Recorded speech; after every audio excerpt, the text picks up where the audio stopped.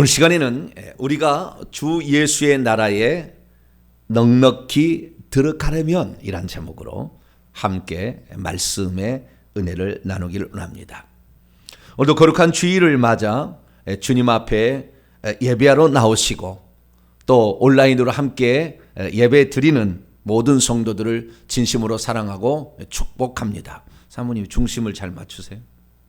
영상이 한쪽으로 치우쳤어요. 영상이 한쪽으로 치우쳤어요. 잘 맞추시기 바랍니다. 네, 계속해서 연이어서 예배를 드리다 보니까 막 이렇게 힘들고 막 그런 것도 있을 겁니다.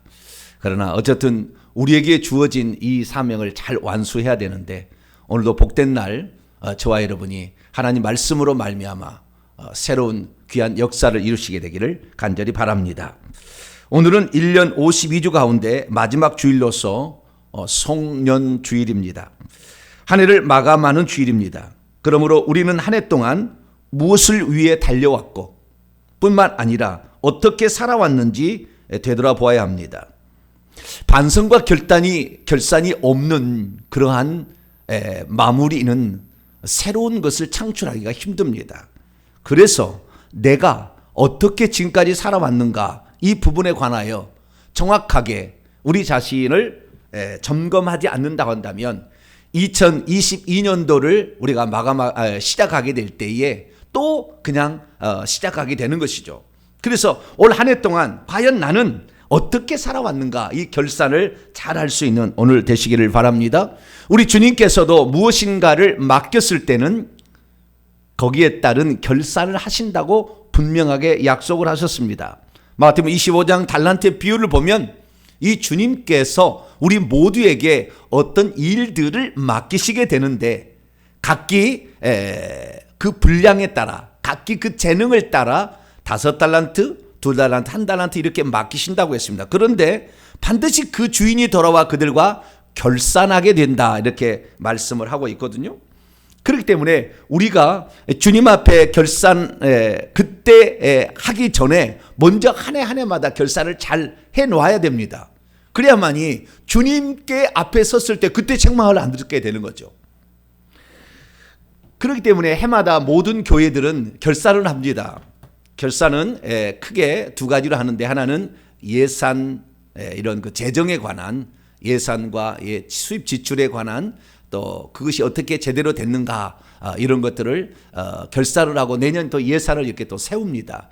뿐만 아니라 올해 성도가 어떻게 들고 나왔는가 또 이런 것도 이렇게 결산을 하게 되죠. 그런데 이 결산은 이렇게 어떤 교회가 보이는 어떤 측면, 재정적인 측면이나 사람 측면이 아닌 우리는 이런 결산만이 아닌 신앙의 결산도 해야 되는 것입니다. 나의 신앙의 결산도. 내가 과연 올 한 해 동안 어떻게 신앙이 성장해 왔는 것인가? 아니 하나님 앞에 얼마나 우리가 변화되어 왔었는가? 이런 것들도 우리가 체크를 해봐야 되는 것이죠. 과연 저와 여러분은 올해 얼마 동안 얼마나 성장을 해왔습니까? 내가 달려온 그 인생의 여정만큼 신앙의 여정도 얼마나 성숙되었는지를 우리 자신을 살펴야 되는 것이죠. 이것은 내년 2022년의 승리의 한 해를 맞이하기 위해서 바로 감당해야 될 아주 중요한 요소가 아닐 수가 없습니다. 내 신앙의 성숙을 측량하는 기준, 그러면 그런 것이 있을까요? 오늘 본문 말씀에 우리가 우리의 신앙을 측량하는 하나의 잣대가 여기에 나오고 있습니다. 그래서 이 잣대로 우리 자신을 비교해 보게 될 때 우리가 과연 어떠한 사람이 지금 되었는가를 한번 살펴보고 2022년 임인년의 새해를 우리가 기쁨으로 맞이하는 복된 성도가 되길 간절히 바랍니다. 자, 그러면 오늘 본문 말씀은 어떤 말씀입니까? 자기를 향한 부르심과 택하심을 자기를 위해 확실하게 행하는 자는 언제든지 실족하지 아니할 뿐더러 주요 구원자이신 예수 그리스도의 영원 나라에 들어감이 넉넉하게 주어질 것이다 라고 했다는 그러한 말씀입니다. 구원은 결국에 하나님 나라에 들어가는 것입니다. 천국에 들어가는 것인데 사도 베드로는 어떻게 되었길래 그러한 영원한 나라에 넉넉히 들어갈 수 있다는 이런 말을 이 편지의 수신자들에게 하고 있는 것일까요? 우리가 그동안에 얼마나 우리가 믿음 지키기 위해서 노력하고 뿐만 아니라 회개하기 위해서 노력해 오지 않았습니까? 그런데 이 천국에 들어가기 그렇게 녹록지 않은데 베드로는 어떻게 구원을 간신히 턱걸이로 들어가는 게 고마워하는 것이 아니라 우리가 넉넉히 하나님 나라에 들어갈 수 있는 길이 있다, 이것을 말하고 있는 것일까요? 우리는 베드로 사도가 빈말을 하지 않았을 거라는 것은 분명히 알 수가 있습니다. 이것은 주님이 하신 말씀과 거의 동일한 말씀입니다. 그렇기 때문에 우리는 이 베드로 사도가 우리에게 이 들려준 말씀을 다시 한번 돌아봐야 합니다. 그래서 과연 나는 천국에 들어가기에 턱걸이로 들어갈 만한 사람인가, 아니면은 천국에 들어갈 때 넉넉히 들어갈 수 있는 사람인가, 이 기준을 우리가 분명히 알고 올 한 해 동안 나는 과연 어느 정도의 삶을 살았는가, 이 기준에 한번 비교해 봐가지고 나 자신은 어느 정도까지 지금 성장해 왔는 것인가, 이 부분을 정확히 한번 체크하시고 2021년도를 잘 마감하는 저와 여러분 되시기를 바랍니다. 우리는 그동안 믿음뿐만 아니라 회개가 아주 중요하다, 회개하지 않는 사람은 천국 근처에도 가기 어렵다, 이런 말씀을 우리가 들어왔었습니다. 그런데 대체 사람이 어떻게 준비하면 천국에 들어가되 넉넉히 들어갈 수 있다, 넉넉히 들어갈 수 있는 비결이 있다 라는 말씀을 베드로 사도가 하고 있는 것입니까? 오늘 본 말씀은 AD 66년경 베드로 사도가 순교하기 약 2년 전에 마지막 고별 편지죠. 유언과 같은 편지입니다. 이 편지를 남기고 이제 순교하게 되는데요, 소아시아에 흩어져 있는 믿음의 형제들을 향하여 이 편지를 썼습니다. 이 편지에서 이 베드로후서 1장, 2장, 3장이 있는데 1장은 신앙의 성숙에 관한 어떤 메시지를 던져주고 있습니다. 신의 성품에 동참하는 자가 되어야 된다라는 말까지 얘기를 하고 있는데요, 이 베드로후서 1장은 신앙이 성숙해져야만이 거짓 교사들의 위험을 능히 극복할 수 있다고 말하면서 하나님의 부르심을 받은 성도는 택함을 받은 자로서 합당한 삶을 살아야 한다. 그 합당한 삶은 바로 이것이다 라고 오늘 본문 말씀에 베드로서 1장 10절과 11절에 말씀하고 있습니다. 자, 그러면 베드로후서 1장 10절 11절 말씀 다시 한번 볼까요? 그러므로 형제들아 더욱 힘써 너희의 부르심과 택하심을 굳게 하라. 너희가 이것을 행한즉 언제든지 실족하지 아니하리라. 이같이 하면 우리 주 곧 구주 예수 그리스도의 영원한 나라에 들어감을 넉넉히 너희에게 주시리라. 이 말씀만을 딱 보게 되면 이 부르심과 택하심이 아주 중요한 소재다, 이 본문에 중요한 단어다라는 것을 확인할 수가 있어요. 부르심과 택하심을 굳게 하라. 이것을 행한즉 언제든, 그리고 이것을 행한즉 언제든지 실족하지 아니하라. 그럼 이것이 또 뭘까? 10절에 나와 있는 이것인가? 그 전에 나와 있는 이것인가? 이것이 지시대명사인데 이게 좀 애매합니다. 앞에 있는 무엇을 잘 행하면 실족하지 아니하는 것인지 이게 참 애매합니다. 그래서 한글 성경으로는 상당히 애매한데요, 원문을 보면 이게 뜻이 분명해집니다. 자, 원문을 제가 보도록 하겠습니다. 원문이 이렇게 되어 있습니다. 그러므로 형제들아 너희는 더욱더 단호하게 힘쓰란 말이, 원문은 열심을 내라 그런 말이에요. 단호하게, 아주 단호하게 열심을 내라. 뭐하기 위하여입니다. 그 다음은 뭐하기 위하여, 뭐하기 위하여 열심을 낸다는 거예요. 너희의 부르심과 택하심을 확실하게 실행하기 위하여, 실행하고 있기 위하여, 계속입니다. 이게 한 번만이 아니고 부르심과 택하심을 계속해서 실행하고 있기 위하여 너희는 열심을 내야 된다는 거예요. 결국에 부르심과 택하심에 열심을 내야 된다 그 말이겠죠. 이 말은, 그러니까 이것을이라는 말은 결국에 부르심과 택하심을 열심히 하는 것, 이것을이라고 받고 있는 겁니다. 그러니까 앞에 있는 그 문장을 받고 있는 게 아니라 바로 그 안에 있는 것을 받고 있는데, 여기에 실행하고 있기 위하여 실행하다라는 동사를 보게 되면 중간태를 쓰고 있어요. 중간태. 헬라어는 능동태, 수동태가 있고요. 중간태라는 게 하나 더 있어요. 중간태라는 것은 그렇게 하는 것이 자기를 위한 것일 때, 자기 자신에게 유익이 돌아올 때, 그때는 중간태를 쓰는 겁니다. 그러니까 부르심과 택하심을 자기가 행하고 있는 것은 사실은 자기 자신을 위한 거라는 거예요. 아시겠죠? 자기 자신을 위한 건데 이렇게 행하고 있으면 확실하게, 굳건하게 이것을 행하고 열심히 행하고 있다고 한다면, 그러면 두 가지의 은혜가 있다는 거예요. 왜냐하면이 두 번 나와요. 왜냐하면 너희가 이것을 실행하고 있다면 언제든지 어느 때든지 너희가 실족하지 비틀거리거나 널려 넘어지 아니할 것이고, 또 왜냐하면 또 우리 주 구주 예수 그리스도의 영원한 나라 안으로 들어가는 것, 입장하는 엔트런스, 입장하는 것을 넉넉히 너희에게 그것이 넉넉히 너희에게 주어질, 수동태입니다. 주어질, 공급되어질 것이기 때문이다 라고 말씀하고 있습니다. 믿음이 있어도 부르심과 택하심을 소홀히 여긴다면 실족하여 걸려 넘어질 수가 있습니다. 믿음이 있어도 부르심과 택하심을 실행에 옮기지 않고 있다면 자기가 가야 할 길을 끝까지 가지 못할 수도 있습니다. 믿음이 있어도 부르심과 택하심을 실행에 옮기지 않고 있다면 환난과 핍박, 경제적인 어려움에 부딪혔을 때 좌우로 심히 흔들리고 말 것입니다.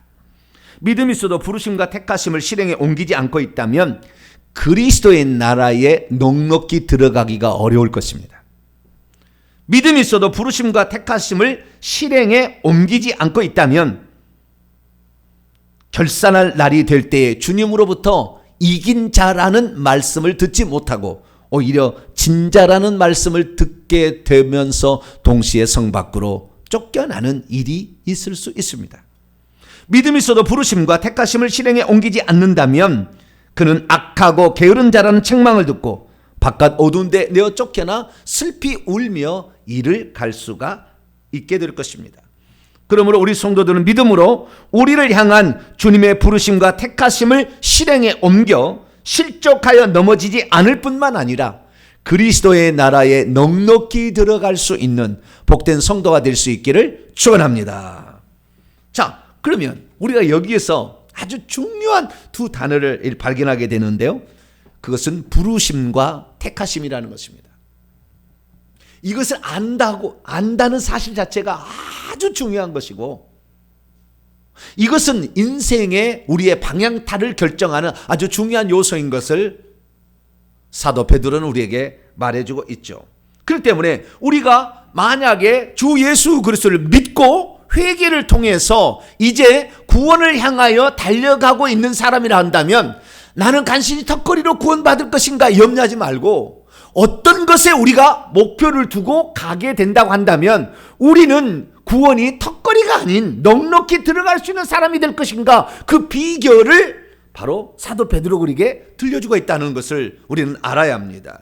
그렇기 때문에 성도가 이제 예수 그리스도를 믿어서 회개함으로 구원의 여정에, 노정에 들어왔다고 생각한다면 그 다음에 이 천국에 넉넉히 들어갈 수 있는 방법, 이것에 주의를 기울여야 합니다. 이것이 우리에게 이 변화무쌍한 세상 속에 우리에게 여러 가지 어려움이 불어닥치는 환난과 풍파 속에 있는 우리들을 견딜 수 있게 해주고 흔들리지 않게 해주기 때문에 그런 거죠. 우리 주님은 모든 사람들에게 어떤 일정한 분량의 달란트를 주셨어요. 물론 그 달란트는 많은 자가 있고 적은 자가 있습니다. 많이 받은 자가 있고 적게 받은 자가 있는 것이죠. 그렇지만 이 분명한 사실은 그것을 받은 자들이 어떻게 했느냐를 반드시 결산한다는 것입니다. 결산은 딱 두 가지입니다. 착하고 충성된 종이냐, 악하고 게으른 종이냐라고 양당 간에 구별이 되는 것이지 애매모호한 중간은 없어요.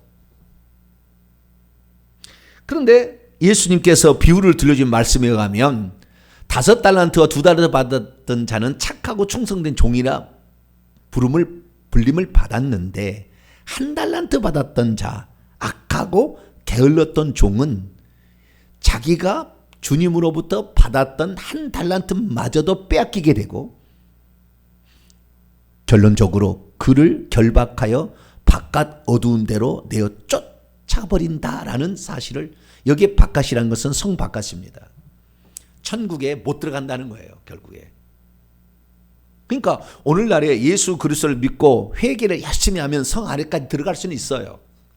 회개도 안 한 사람이 천국에 들어갈 일은 없습니다.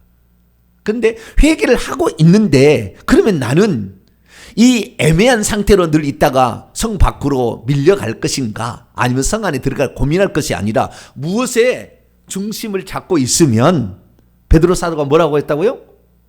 넉넉히 주 예수의 나라 안으로 들어갈 수 있다라고 했다는 거예요. 그렇기 때문에 우리가 기왕 구원을 받을 자로서 그 길을, 여정을 가고 있다고 한다면 넉넉히 그 성 안으로 들어갈 수 있는 그러한 준비를 하는 성도가 되기를 축원합니다. 그래서 우리가 그 안에 들어갈 뿐만 아니라 넉넉히 들어간다는 것은 그 안에 들어가서도 완노를 하는 성도가 되는 것이고, 그 안에 들어가서도 14만 4천 명에 포함이 되는 것이고, 그 안에 들어가서도 면류관을 받는 성도가 되는 것이고, 그 안에 들어가서도 우리를 위한 엄청난 귀한 천국 집에 들어가는 것이 되는 것이죠. 그러면 그 방법이 무엇이라고 나와 있습니까? 오늘 본 말씀 다시 한번 봅니다. 아주 중요한 말이에요. 너희들은 열심을 내야 되는데, 그러려면 뭐냐? 이 베드로 사도가 이 비결을 가르쳐 준 거예요. 열심을 내야 된다는 거예요. 게으르고 악한 것은 아니에요. 열심을 내야 되는데 무엇에 열심을 내야 되느냐? 네 야망을 이루기 위해서 열심히 내야 되냐? 그거 아니라는 거예요. 네 야망을 이루기 위한 게 아니라 주님께서 너를 향한 계획이 있다는 거예요. 그것을 위해서 우리를 불렀고 그것 때문에 우리를 택했다 그 말이에요. 그러니까 우리가 오늘 이 신앙생활을 하는 데 있어서 자기의 소원 성취를 위해서, 야망을 이루기 위해서 신앙생활을 하는 사람이 있어요. 이것은 껍데기가 됩니다. 주님 앞에는 그 쭉쟁이가 돼버려요, 나중에. 우리가 이 땅에, 하나님이 이 땅에 우리를 보낸 목적이 있다는 거죠. 이 땅에 우리가 존재해야 될 그 이유가 있다는 거죠. 그것이 바로 부르심과 택하심이라는 것입니다. 그래서 우리는 이 두 단어에 주목을 해야 됩니다. 예수 믿는 성도가 되었는데 일평생 수고한 것이 자신의 편안함과 야망을 이루기 위해서 달려왔다. 그건 쭉정이 되는 거예요. 성 밖으로 밀려가는 것입니다. 그래서 우리는 늘 나에게 질문을 던져야 합니다. 왜 하나님께서는 나와 같은 자를 이 복음을 듣게 하셨는가? 하나님께서는 왜 나와 같은 자들에게 바로 이러한 중요한 말씀을 우리에게 들을 수 있는 귀를 허락하셨는가? 내가 왜 그 많은 말씀을 들을 수가 있는데 이 말씀을 지금 듣고 있는 것인가를 생각을 해봐야 되는 것이죠. 왜 나는 많고 많은 교회들 가운데 이 교회를 접하게 되었고 이 교회를 통하여 말씀의 꼴을 먹게 되었는가? 왜 나는 많고 많은, 개인적입니다, 왜 많고 많은 사람들 중에 이 가문에, 이 집안에 시집을 오게 되었고 왜 이 집안의 자녀로 태어나게 되었는가? 그런 질문들을 우리가 늘 던져야 한다는 것입니다. 그렇지 않으면 우리는 흔들리게 되어 있기 때문입니다. 그러면 대체 부르심과 택하심이라는 것이 무엇일까요? 우리는 이 부분에 관하여 분명하게 오늘 하나님의 말씀을 통하여서 이 어떤 그림을 확실히 그릴 수 있게 되길 바랍니다. 자, 사람은 사실 누구에게나 자기가 달려가야 할 길이 있습니다. 이것을 신앙적인 용어로 우리는 사명이라고 합니다. 사명은 미션이죠. 일종의 태스크입니다. 업무죠. 자기가 받은 그런 임무 또는 받은 명령, 특별히 우리가 신앙적 용어로 한다면 하나님께서 나에게 맡기신 거룩한 직무가 있다는 것입니다.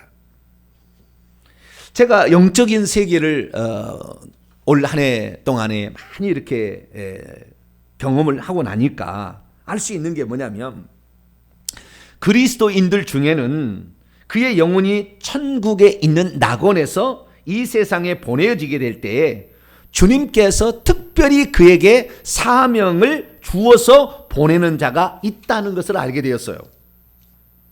예를 들어서 사도 바울은 자신의 목숨을 걸어놓고 하나님의 은혜의 복음을 증거하도록 아예 정해져서 이 땅에 그의 영혼이 보내어진 사람의 하나입니다. 그래서 그는 그걸 알았어요.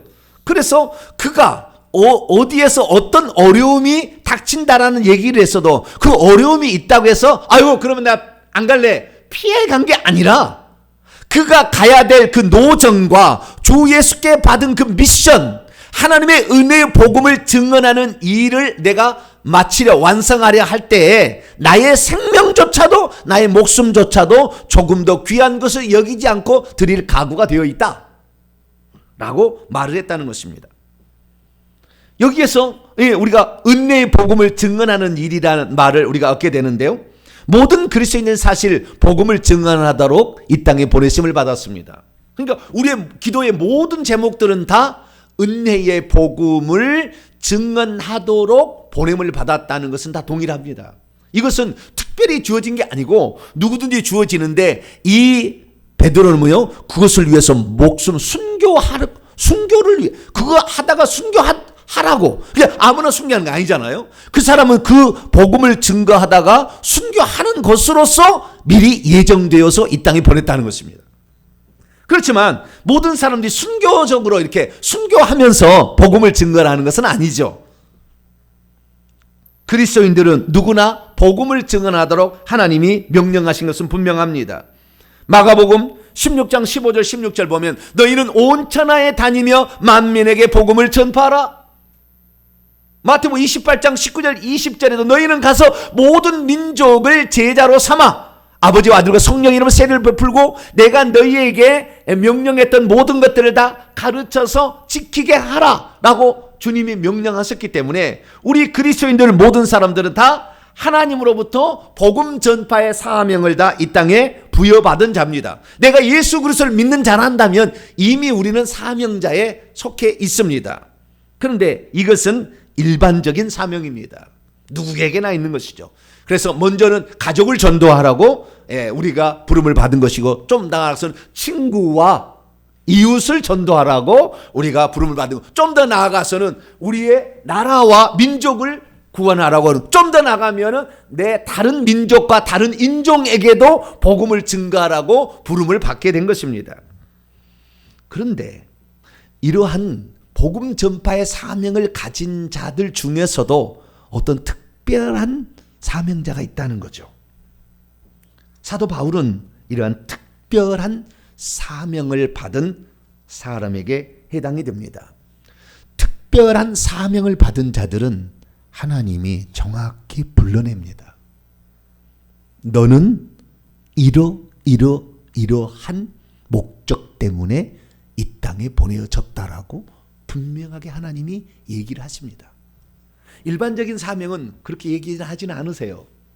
그러나 특별한 사명을 가진 자는 반드시 인생의 어느 시점에 그런 시기가 찾아오게 되는 것입니다. 사도 바울은 그의 나이 34살 5 요 무렵에 그 시기가 찾아왔습니다. 그래서 우리 주님이 부활하셔가지고 천국에 갔잖아요. 보좌에 계시는데 주님이 직접 방문을 하셔요. 이 땅에 주님께서 우리에게 어떤 말씀이나 뭘 지시를 하게 될 때 여러 가지 방법이 있거든요. 예수님이 직접 오셔서 말씀하는 경우도 있고, 그 다음에 천사를 시켜서 예를 들어서 세례 요한이 아버지 사가랴나 예수의 어머니 마리아는 천사를 보냅니다. 천사를 보내서, 모세도 천사를 보내잖아요. 천사를 보내가지고 이렇게 부름 받은 사람도 있고, 어떤 사람은 요셉 같은 꿈이나 환상을 통해서 그것을 이제 알게 되기도 하고, 오늘날에 이제 성령의 은사가 많다 보니까 그것을 영안을 열어서 보는 사람도 있고, 방언 통역을 통해서 그것을 아는 사람도 있어요. 하여간 이렇게 있는데 사도 바울은 예수님이 직접 온 몇 안 되는 사람이에요. 이것은 지구 역사상 몇 안 되는 사람인데 이것을 보편적인 현상으로 말할 수는 없어요. 예. 그러나 이 사실 우리가 통해서 알 수 있는 게 있기 때문에 말씀을 드리는 겁니다. 자, 그러면 어떤 거였습니까? 갈라디아 1장 15절 16절 말씀 보니까 내가 어머니의 태로부터 너를 작정했다고 하나님 말씀하셨다. 예수님이 말씀하신 거예요. 근데 그러니까 그 사도 바울이 아직 태중에 있을 때, 그러니까 태중에 있을 때라는 것은 이미 하나님께서 정해서 이 태 안에 에크입니다. 그 안에서부터예요. 네, 그 안에서부터 이미 결정되어진 게 있었다는 거예요. 하나님이 그를 택해서 너를 불러냈다는 겁니다. 다메섹 도상에서 34살 무렵에 그를 불러냈다는 거예요. 그들에게 왜? 그의 하나님의 아들을 이방인들에게 전파하도록, 예수 그리스도를 이방인들에게 전파하도록 하나님께서 특별히 그를 불러냈다는 겁니다. 이것을 부르심이라 그러는 것입니다. 그러니까 어떤 주어진 과업이 있는데 그 주어진 과업을 천국에서부터 미리 그 영혼에게 얘기를 해서 그 다음에 그 영혼을 어느 집안에 어느 여자의 태중에 집어넣어 가지고 이 땅에 태어나게 되는데, 이 땅에 태어나서 살 때 그 사실을 모르고 있다가 어쨌든 준비를 하고 있는데 어느 순간에 하나님이 그를 부른다는 거예요. 너는 이 땅에 이런 목적으로 보냈다. 그걸 불러내서 알려준다는 겁니다.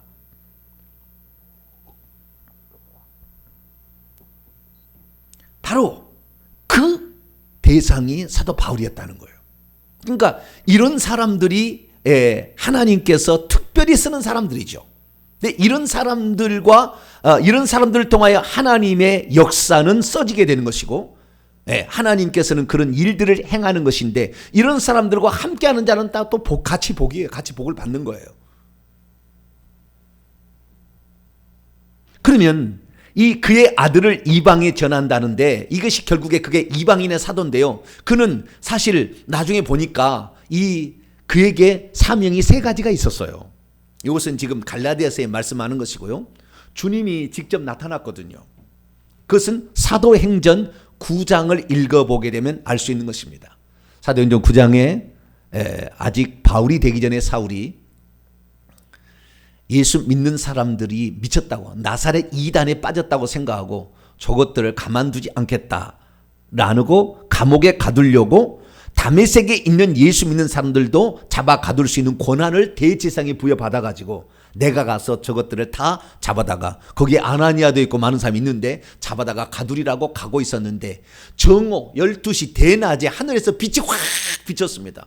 그 빛에 바라보니까 빛이 확 나는 거예요. 깜짝 놀래가지고 말을 타고 하는데 말을 타고 떨어졌어요. 빛 때문에, 강렬한 빛 때문에 뚝 떨어졌습니다. 근데 그 속에서 음성이 들렸습니다. 사울아, 사울아.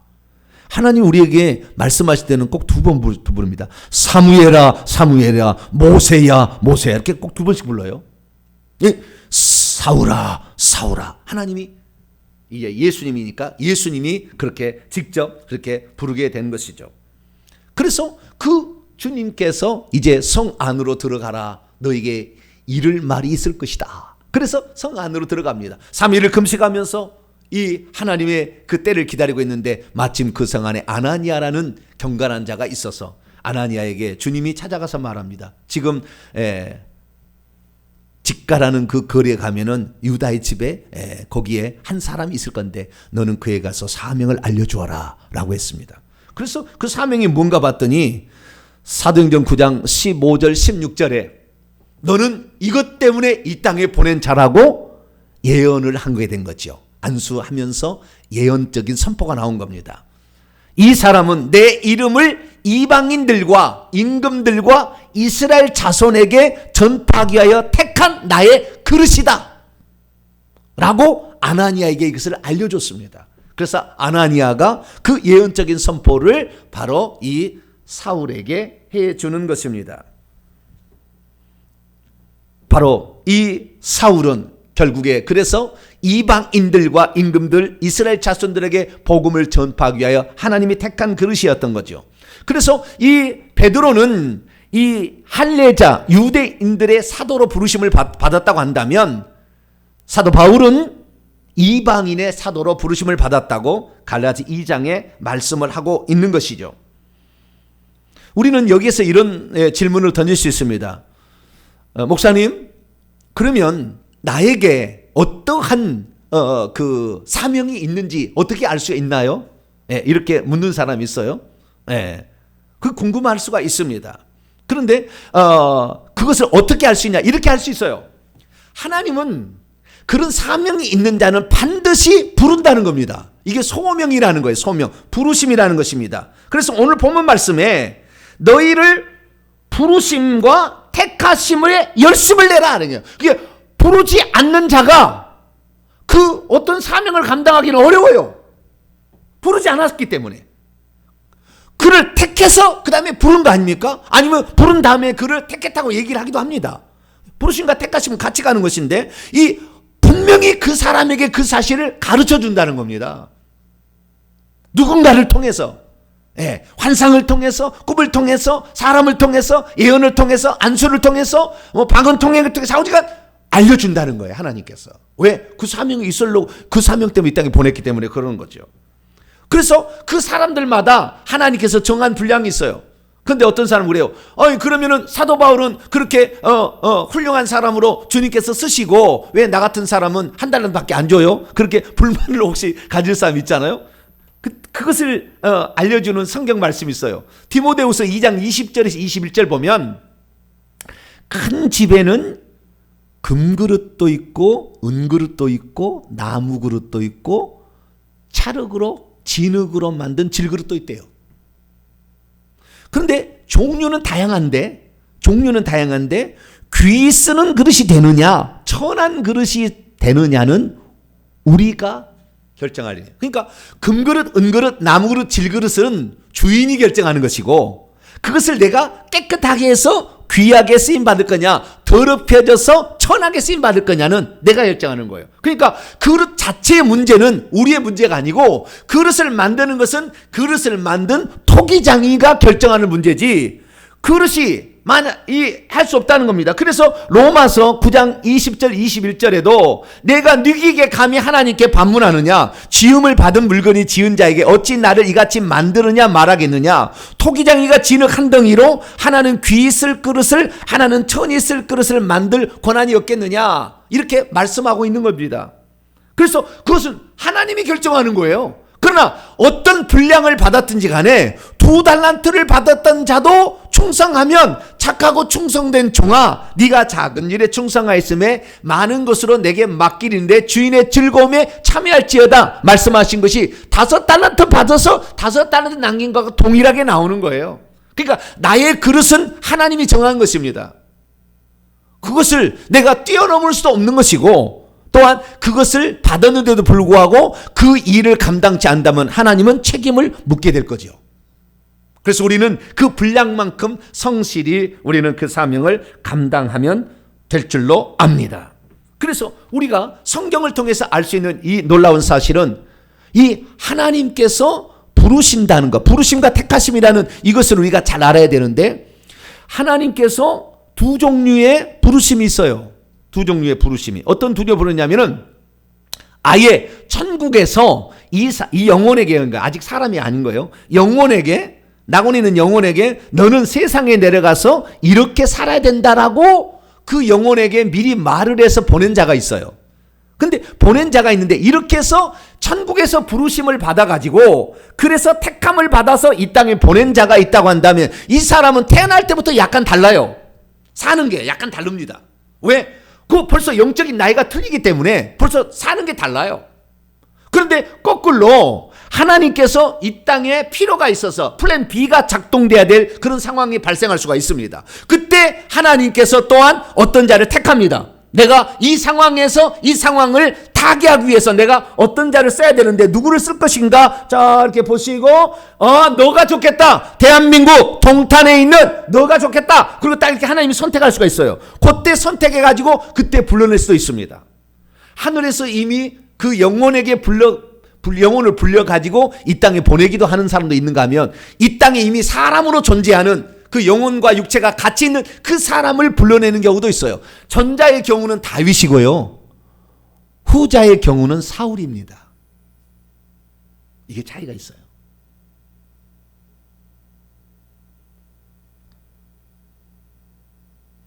그것이 천국에서 시작이 되었던, 이 땅에서 시작이 되었던 한 번 그 사명을 그에게 맡길 때에 그를 불러내는 거죠.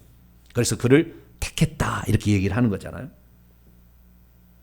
그러면 우리가 후자는 하나님께서 결정하는데, 하나님의 부르심에는, 로마서 읽어보면 하나님의 부르심에는 후회하심이 없다고 그래요.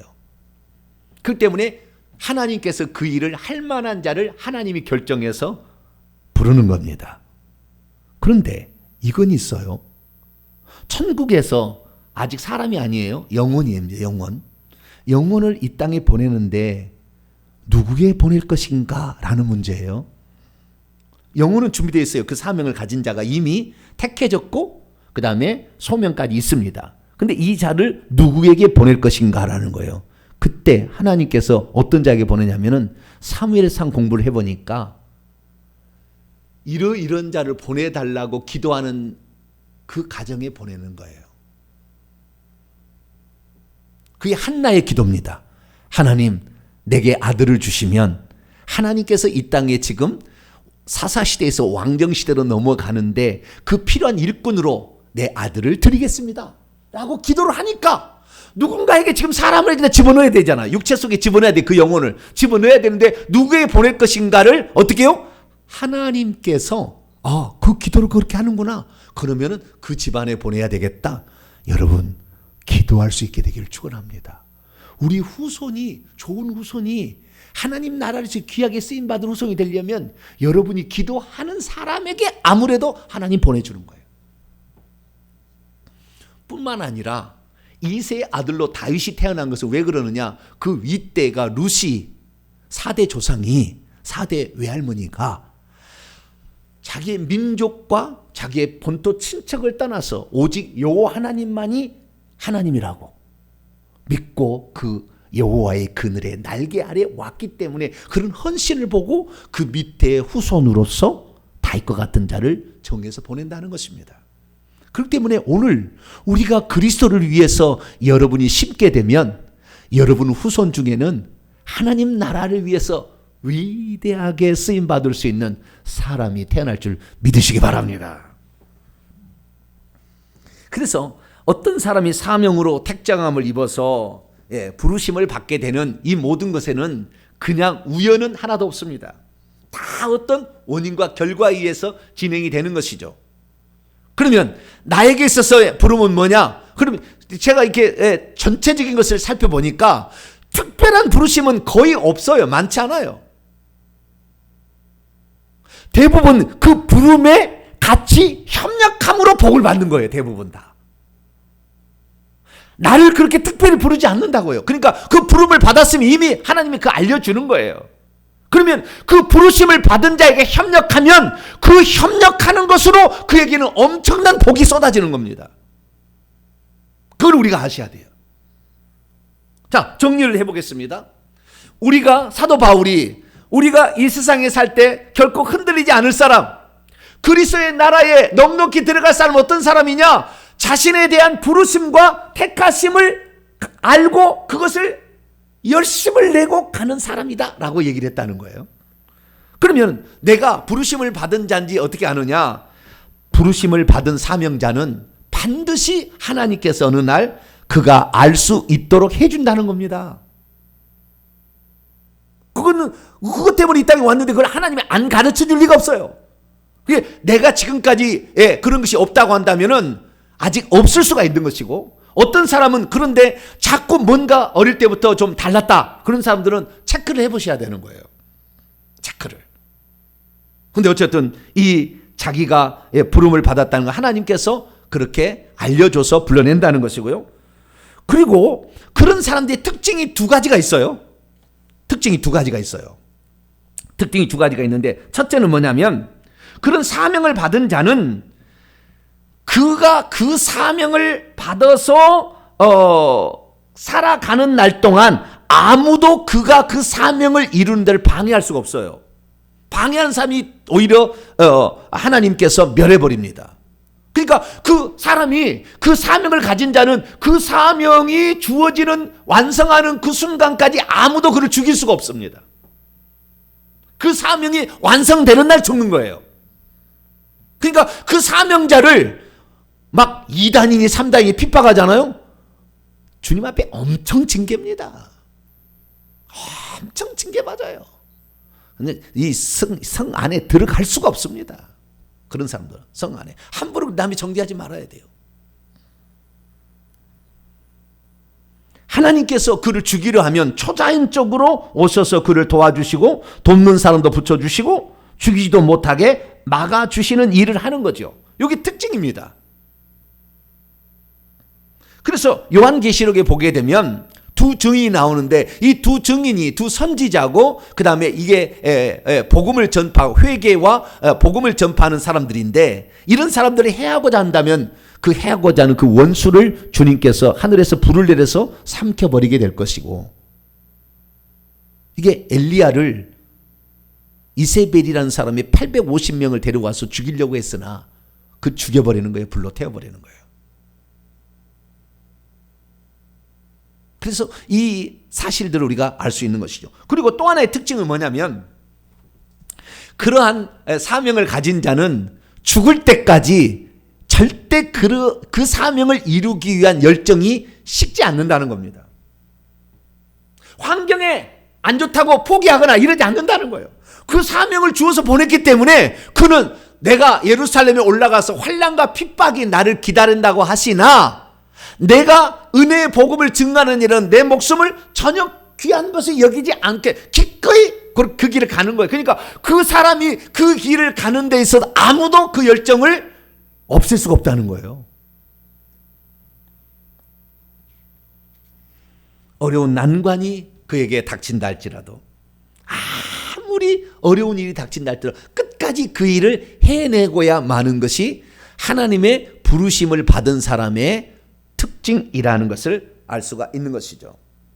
그러면 거기에 따라서 그러면 일반적인 우리 성도들은 어떻게 될 거냐? 그 부르심에 응한 자를 협력하게 됨으로 그 복을 같이 나눠받는 것입니다.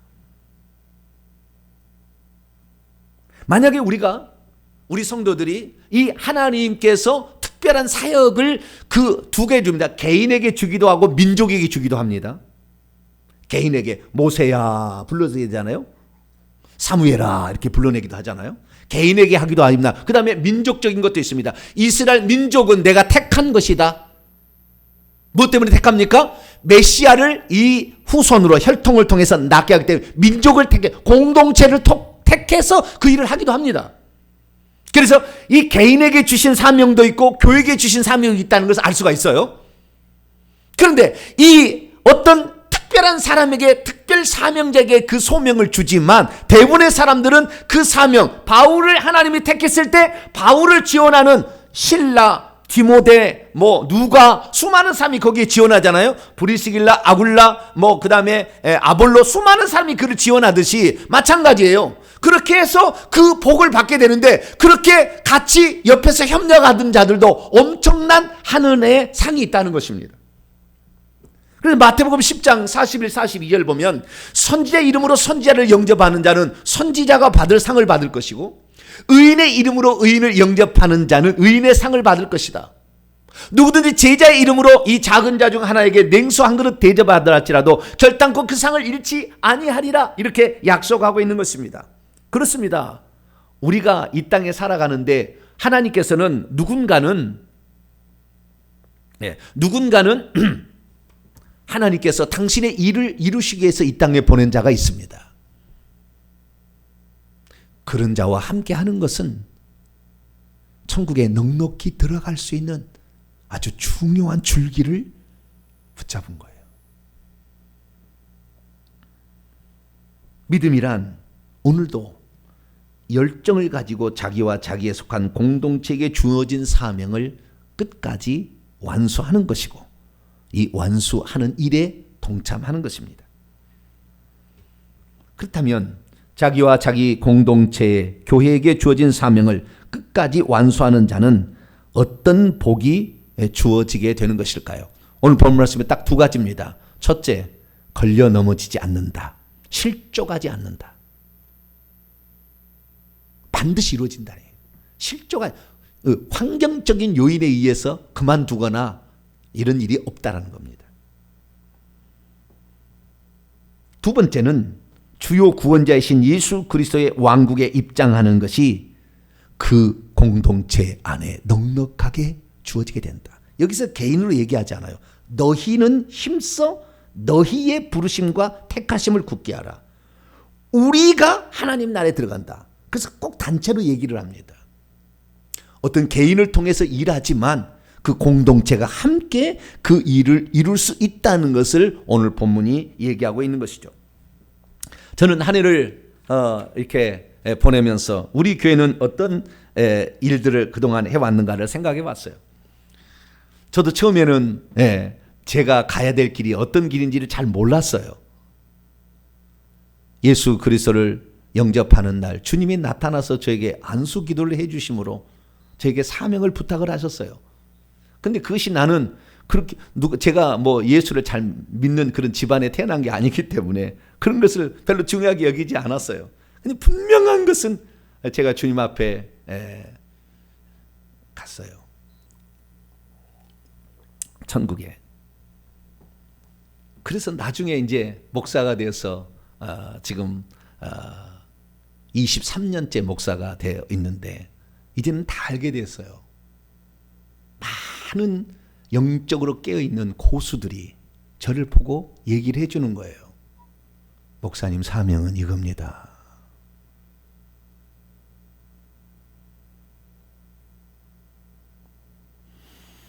저는 그 예수 그리스도를 믿는 그 순간부터 계속 천국 얘기를 많이 했어요. 이 사명이 분명치 않을 때도 천국 얘기를 계속했어요. 그리고 회개를 이렇게 외치게 됐어요. 근데 이 회개를 외치게 된 것이 그냥이 아니었어요. 제가 살 동네와 제가 가야 될 그 길에 하나님은 때를 따라 저에게 알려주신 거였어요. 그래서 저희 교회는 회개와 천국복음이라는 것을 왜 외치느냐? 이게 이 교회에게 주어진 사명이에요. 이것은 누가 하지 말라고 해서 안 하는 것이나 또는 하라고 부추긴다 해서 그때 하는 게 아니라고요. 주님께서 하게 하신 일을 우리는 순종하고 지금 있는 것입니다. 그래서 우리 교회가 이 사명을 완수하기 위해서 부족한 것이 뭔가 하나님은 때를 따라 다 알려줬어요. 그래서 이제는 회개에 관한 거의 전반적인 것을 다 알게 됐어요. 이제 한 해 2022년도 내년 준비하면 2023년부터는 회개와 천국복음 연구소라는 초교파적인 복음 선교 그 기관을 만들어서 운영을 하기 시작할 겁니다. 엄청난 많은 사람이 여기에 동참하게 될 것이고 하나님이 하신 일이니까 엄청난 사람이 동참하게 될 것이고 이 일을 하게 되는데 우리가 이 땅에 살 때에 먼저 이 소식을 들은 자들이 이 말씀을 들었다는 사실 자체는 하나님께서 너는 하나님의 나라에 넉넉하게 들어갈 수 있는 길이 있다는 것을 알라. 이걸 지금 말씀하고 있는 것입니다. 오늘 우리가 이 소명에 끝까지 충성하게 된다고 한다면 우리는 정말 하늘나라에서 복된 자라 일컬음을 받게 될 것입니다. 무엇인가 교회에 주신 사명을 발견한다는 것은 하늘의 부르심을 받은 거예요. 단지 자기가 하고 싶은 야망을 이룬 게 아니라고요. 뿐만 아니라 우리가 그 소망을 가진 것은 영광스러운 거예요. 그 부르심은 아주 영광스러운 거예요. 천국에 하면 수많은 사람들이 부러워할 거예요. 아, 그 소명을 당신 교회는 받았느냐? 그 사람의 일원으로 너도 하나가 동참이 되었느냐? 너는 참 영광스러운 자라. 그런 얘기를 하게 될 거예요. 우리는 그래서 그 부름의 상을 향하여 오늘도 지금 달려가고 있는 것입니다. 하나님은 아무나 그런 사람을 쓰는 게 아니에요. 아무나 그냥 그냥 무게도 안 나가는 사람을 쓰지 않아요. 우리의 삶에 있어서 내가 어떤 길을 가야 될 것인가? 오늘도 우리는 그 길을 가고 있는 것입니다. 이 길에 저와 여러분 끝까지 잘 감당하는 말미암아 잘했다, 착하고 충성된 종아, 우리 성도들이 만약 이 길을 가게 된다고 한다면 최소 순종의 면류관을 줄 거예요. 최소 섬김의 면류관을 줄 겁니다. 그 위대한 이야기가 지금 현장에 펼쳐지고 있는 것입니다. 우리는 여기에 다시 한번 중심을 잡고 우리 교회를 향한 부르심과 택하심에 굳건히 열심을 낼 때 우리는 천국의 턱걸이가 아닌 넉넉히 들어갈 수 있다. 이 사실을 믿고 부지런히 이 길을 갈 수 있게 되기를 간절히 바랍니다. 거룩하신 하나님, 수많은 사람들이 예수 그리스도를 믿고 있고 이 땅에 교회 생활을 하고 있습니다. 그러니까 무엇이 우리가 가야 될 길이고 무엇이 이 땅에 우리가 존재해야 될 목적인 것을 모른 채 가는 일들도 있습니다.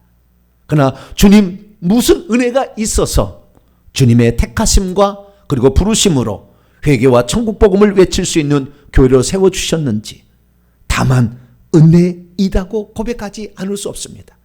우리는 부족하고 연약하고 아무짝에 쓸모없는 사람들이나 주님께서 은혜로 나를 부르신 이가 사도 바울이 그렇게 말했던 것처럼 은혜로 우리를 부르신 그 하나님의 부르심에 끝까지 충성할 수 있도록 도와주시옵소서.